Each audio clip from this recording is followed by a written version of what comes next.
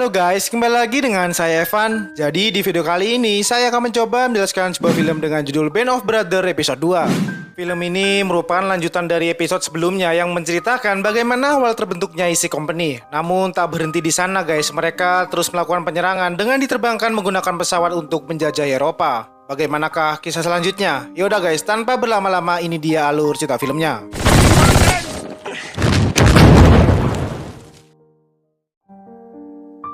Cerita ini dimulai di atas langit Eropa. Terlihat sebuah pesawat C-47 sudah diberangkatkan dari Inggris dan terbang di atas langit Eropa. Bunyi gemuruh suara tembakan yang tak henti-henti terdengar sangat begitu menegangkan. Dan para pilot yang berada di bagian kokpit harus berhati-hati dalam mengendalikan pesawatnya.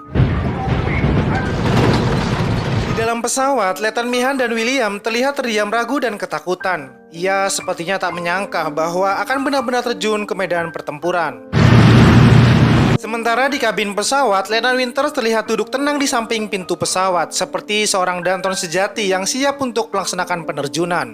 Suasana di dalam pesawat itu terlihat cukup menegangkan. Warner yang satu pesawat dengan Letnan Winters terlihat terdiam sambil memanjatkan doa. Sementara John dan Malare terlihat memikirkan penerjunan dengan penuh harapan, sedangkan prajurit lain terlihat sangat kondusif memikirkan apa yang akan terjadi setelah mereka berhasil mendarat. Tidak lama kemudian, setelah berjam-jam di udara, akhirnya lampu merah di dalam pesawat pun menyala, yang menandakan bahwa para prajurit harus bersiap-siap untuk melompat dari atas pesawat. Letnan Winters pun kemudian menginstruksikan pasukannya untuk berdiri memeriksa seluruh kelengkapan yang dipakai, kemudian melanjutkan menghitung personil sebagai tanda bahwa tiap-tiap personil sudah siap. Namun ada satu hal yang tidak mereka ketahui guys, bahwa serangan artileri dari pasukan Jerman menembaki pesawat mereka dari bawah. Sebelum berhasil terjun menggunakan parasut, baling-baling pesawat dari Letnan Mihan terbakar dan meledak, membakar seluruh awak pesawat dan pilot serta meluncur jatuh ke daratan. Sementara Kompi I sendiri terlihat begitu panik di dalam kabin, dan beruntung pesawat dari Letnan Winters masih tetap mengudara walaupun dengan situasi yang kapan saja bisa mengantarkan mereka kepada kematian. Namun takdir berkata lain guys, salah seorang pilot di sana tewas setelah terkena percikan ledakan. Lalu kopilot yang masih hidup terpaksa harus menyalakan lampu hijau sebagai tanda untuk melakukan penerjunan, meskipun dengan ketinggian dan kecepatan yang sangat berbahaya bagi para penerjun. Letnan Winters yang berhasil terjun dengan selamat harus terpisah dengan Kompi I lainnya, sekaligus harus kehilangan senjata dan tas perbekalan.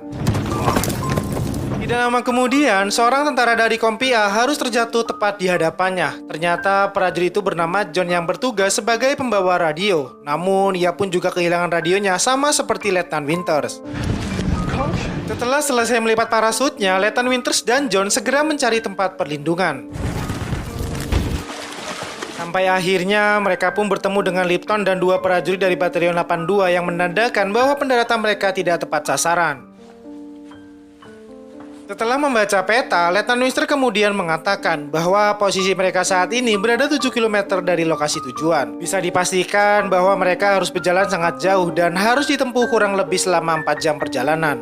Tidak ada cara lain, mereka berlima mau tak mau harus berjalan di kegelapan hutan. Sampai pada akhirnya ia pun bertemu dengan Warner, Joseph, dan Malarkey. Mereka pun kemudian bergabung menjadi satu regu dan melanjutkan perjalanan berjalan melintasi rel kereta api. Namun tiba-tiba John menyuruh mereka berhenti, yang kemudian langsung direspon oleh Letnan Winters karena tanpa diduga ternyata musuh berjalan ke arah mereka. Dengan cepat, Letnan Winters segera mengatur strategi, meskipun saat itu ia tak memiliki senjata, dan dengan memanfaatkan lebatnya hutan, ia pun segera mencari posisi tembak yang menurutnya tepat. Namun sebelum Letnan Winters memberi perintah, tiba-tiba Warner justru memberondongkan senjatanya ke arah musuh secara membabi buta, yang seketika menghabisi satu peleton pasukan berkuda tentara Jerman.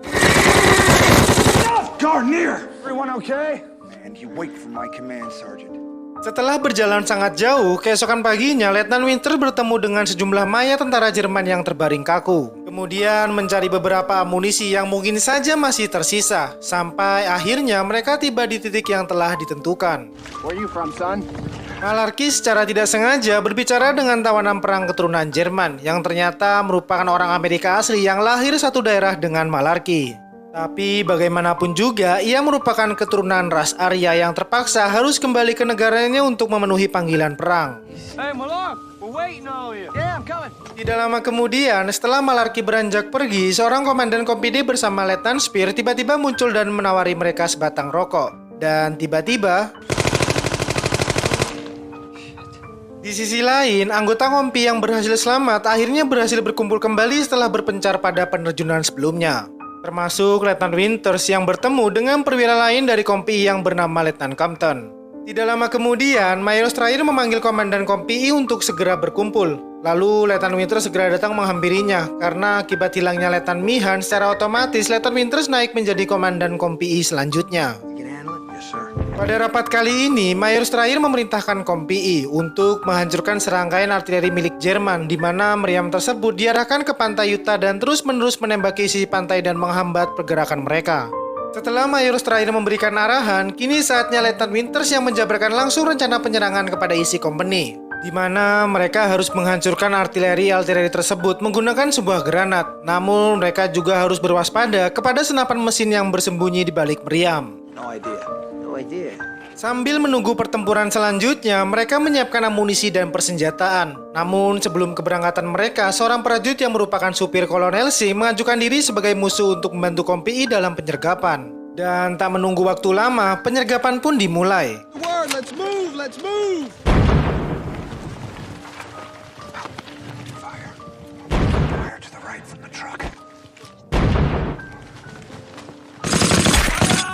Joseph dan Patrick ditugaskan membuka tembakan peralihan, yang kemudian momen itu dimanfaatkan oleh Rani untuk mencari posisi tembak dalam membidik musuh. Sedangkan pasukan utama, Letnan Compton, Guarner, dan Malarkey mencari titik utama lokasi musuh, lalu memborbardirnya menggunakan 3 granat secara bersamaan. Serangan itu membuat pasukan Jerman berlarian kocar-kacir, sekaligus menjadi jalan masuk bagi Letnan Winters menguasai sebagian parit musuh.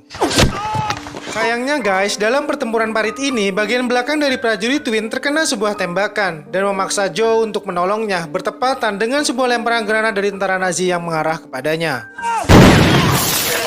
Namun saat ini Joe harus bernafas lega karena ledakan maut tersebut hampir saja membunuhnya. Sementara Win sendiri harus terpaksa mundur dari pertempuran.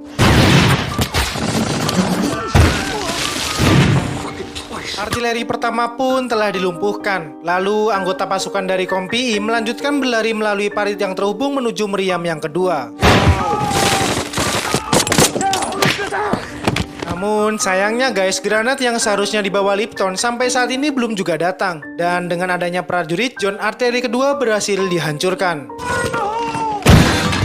Letnan Winters bersama anggotanya terus melanjutkan serangan menuju ke artileri ketiga. Namun sayang sekali guys, prajurit John juga berhasil dilumpuhkan setelah menginjak sebuah ranjau yang tertanam di lorong parit. Di sisi lain, Letnan Compton berhasil menduduki artileri ketiga. Dan di tempat itulah Letnan Winters berhasil menemukan sebuah peta dari bunker-bunker artileri. Sementara Letnan Spear bersama anggotanya datang sebagai bala bantuan, membawa cadangan amunisi dan meminta kepada Letnan Winters untuk menghancurkan artileri berikutnya. Sedangkan Letnan Winters sendiri segera mengatur ulang formasi dan menarik pasukannya untuk kembali ke batalion. Di sana, ia pun segera melapor kepada Mayor Strayer karena telah berhasil melumpuhkan artileri Jerman. Tidak lama kemudian, beberapa kendaraan berat tank Sherman tiba di lokasi bersama Letnan Nixon di dalamnya. Sebuah jurnal perang mengatakan bahwa sebagian besar pasukan lintas udara 101 termasuk isi company telah tercerai-berai di Romandia walaupun telah memenangkan pertempuran sebelumnya. Invasi ke Eropa ini masih sangat jauh dari kata berhasil dan fakta pun menunjukkan bahwa pergerakan Kompi selanjutnya mengarah ke selatan untuk merebut kota Kunoville. Sebelum berangkat, Letnan Compton dan anggota lainnya menghabiskan malam itu dengan bersantai dan beristirahat. Dan tidak lama kemudian, Letnan Winters datang menghampiri mereka. Lalu ia pun membicarakan keberadaan Letnan Mihan yang sampai saat ini masih belum terlihat setelah melaksanakan penerjunan. Malam itu, Letnan Nixon mengungkapkan kepada Letnan Winters bahwa peta yang ditemukannya saat itu merupakan sebuah peta yang sangat penting karena merupakan gudang senjata milik tentara Jerman di Normandia. Meski demikian, Letnan Winters tidak terlalu peduli dengan hal itu, dan ia lebih memilih memikirkan John yang tewas pada pertempuran siang tadi. Dan film pun berakhir.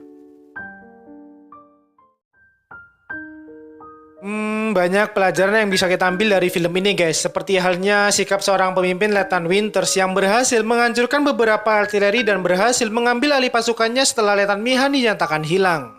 Yaudah guys, semoga cerita kali ini bisa menghibur kalian semua. Dan terima kasih banyak telah menonton video ini sampai akhir. Dan sampai jumpa di video selanjutnya. Dadah! Gory, gory, what a hell of a way to die. Gory, gory, what a hell of a way to die.